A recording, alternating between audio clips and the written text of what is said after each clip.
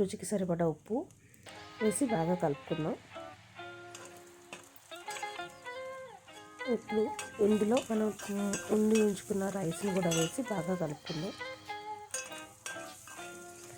Rice వేయించి ఉంచుకున్న egg,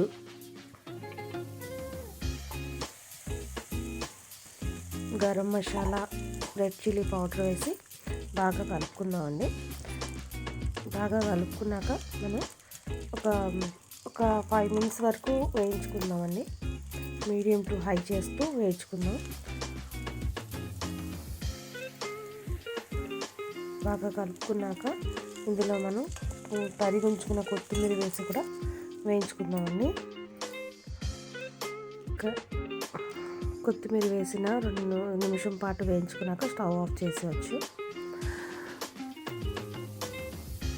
ఈ ఎగ్ రైస్ వేడివేడిగా తింటే చాలా బాగుంటుందండి. జీవితాన్ని ఆస్వాదిద్దాం, కొత్త రుచులను చూద్దాం, మనం అందరం హ్యాపీగా ఉన్నాం. మళ్ళీ మా కొత్త వీడియోతో మళ్ళీ మీ ముందుకు వస్తాను. Bye bye.